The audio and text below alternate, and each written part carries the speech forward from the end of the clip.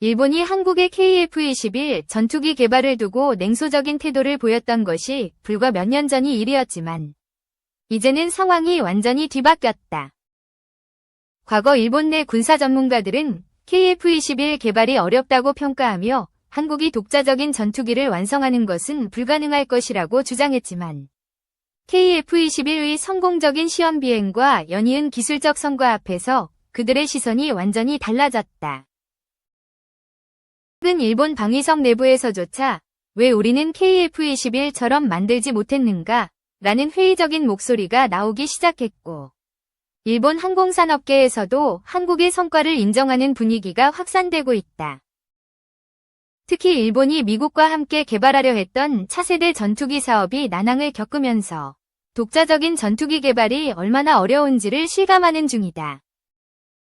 반면 한국은 KF-21을 통해 전투기 개발 능력을 확실히 입증했고 국산화율을 점점 높여가며 독립적인 항공산업 역량을 키우고 있다. 이러한 상황에서 일본 내부에서는 KF-21을 직접 도입해야 한다는 의견까지 나오기 시작했다. 실제로 일본의 일부 군사 전문가들은 한국이 개발한 KF-21이 가격과 성능 면에서 뛰어나며 일본이 자체적으로 개발하는 것보다 KF-21을 도입하는 것이 훨씬 경제적이라는 분석을 내놓았다. 일본은 미국산 F-35 전투기를 대량 도입하고 있지만 높은 유지 비용과 미국의 기술적 제한으로 인해 실질적인 운용 부담이 커지고 있다. 반면 KF-21은 자체적으로 무장 시스템을 개량할 수 있고 유지보수 비용이 비교적 저렴하다는 점에서 일본이 고려할 만한 대안으로 떠오르고 있다.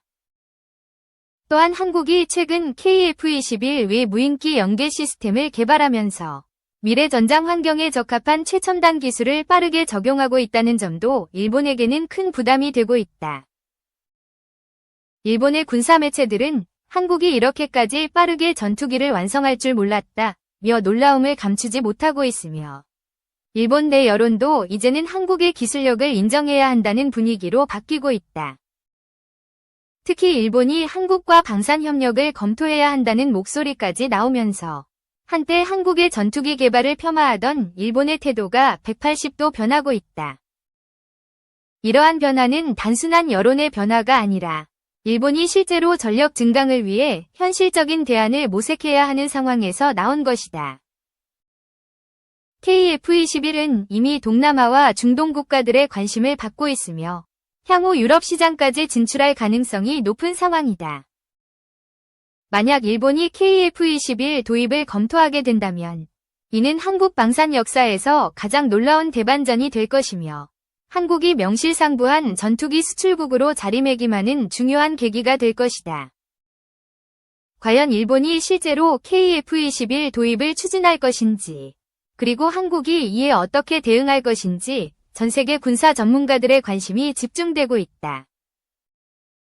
KAI 한국항공우주산업 주식회사 이하 KAI-가 방위사업청과 한국형 전투기 KF-21 최초 양산 항공기에 대한 PBL 계약을 체결했다고 9일 밝혔다.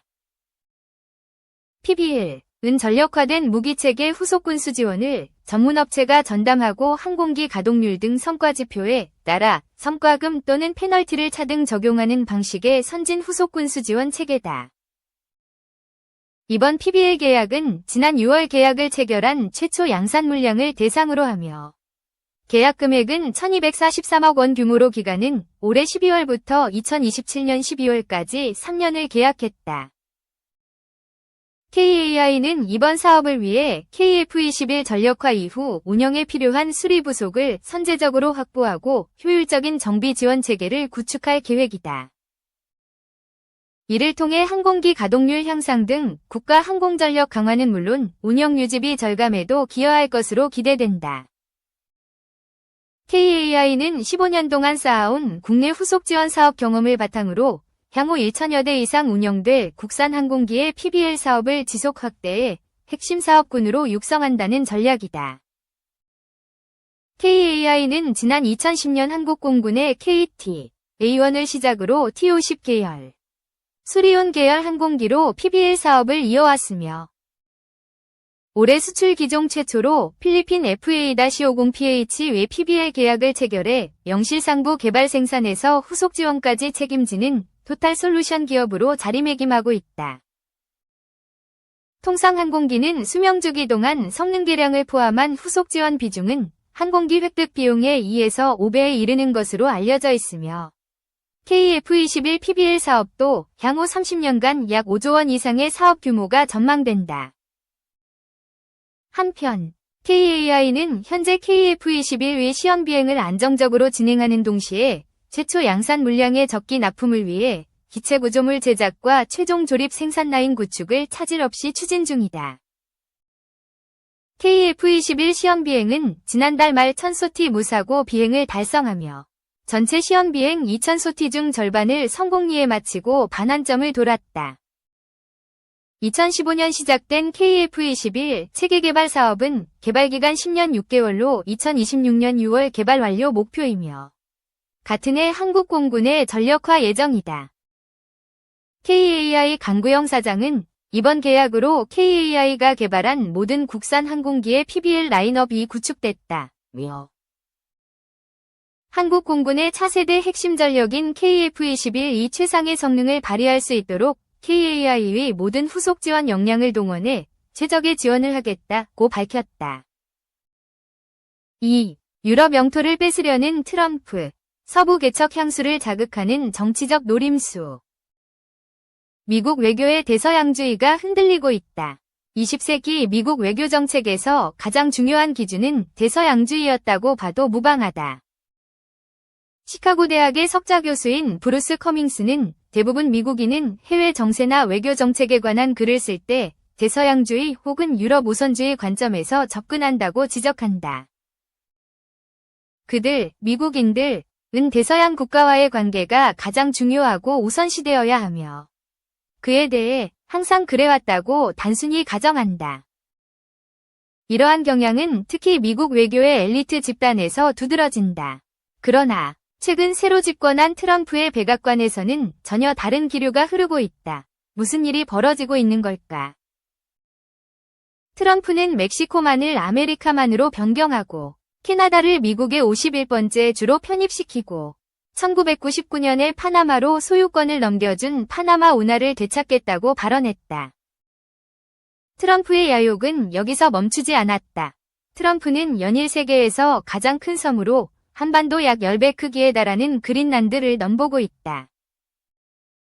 그린란드가 어떤 섬인지 간략하게 설명하자면 1. 미국과 유럽 사이 북극해에 위치하는 섬.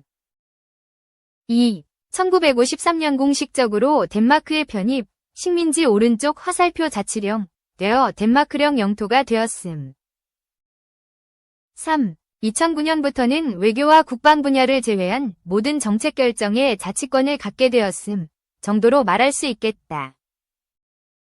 근데 트럼프가 이 그린란드를 느닷없이 미국 땅으로 만들겠다고 나서고 있다. 대서양 관계는 모르겠고 철저히 자신의 이익에 기반해 나의 길을 가겠다는 것으로 보인다. 트럼프답다. 그러나 트럼프는 정치인 이전의 비상한 기업가다. 그는 왜 이런 선택을 하는 걸까? 화들짝 놀란 유럽. 우리도 가만히 있진 않겠다. 그린란드는 미국과 유럽 사이에 있다. 그 전부터도 오랜 지배 역사가 있지만 덴마크가 본격적으로 그린란드를 지배한 건 약 300년 전인 1721년부터이다. 그 전까지 큰 주목을 받지 못했던 이 광활한 땅은 20세기 들어 천연자원이 풍부하게 매장되어 있다는 것이 알려지면서 주목을 받게 되었다. 특히 스마트폰, 전기자동차, 전투기 등 첨단 산업에 필수적인 희토류가 상당량 매장되어 있다. 국제규범은 아랑곳하지 않는 트럼프가 돈 냄새를 맡아서일까? 영국 BBC 보도에 따르면 트럼프는 당선자 신분으로 가진 1월 7일 기자회견에서 파나마 운하와 그린란드를 장악하기 위해 향후 경제적 압력은 물론 군사력 또한 배제하지 않겠다고 발언했다. 대통령 취임식 이후 있었던 기자들과의 질의응답에서는 이렇게 말했다. 국제 안보를 고려해 미국이 그린란드를 통제해야 한다. 덴마크는 그린란드의 안보를 유지하는 데 한계가 있다. 다시 한번 그린란드를 먹겠다고 발언하며 동맹국인 덴마크의 심기를 건드렸다. 이런 트럼프의 영토 야욕에 덴마크를 중심으로 유럽이 즉각적인 반응을 보이고 있다. 먼저 가장 당혹스러운 입장을 보인 것은 당연히 그린란드다. 트럼프의 취임식 바로 다음 날 에게떼 그린란드 총리는 기자회견을 열어 공개적으로 발언했다. 그린란드는 미국인도 덴마크인도 되고 싶지 않다. 미국과 안보 등 여러 분야에서 협력은 할 수 있지만 그린란드의 미래는 그린란드인들이 직접 결정할 것.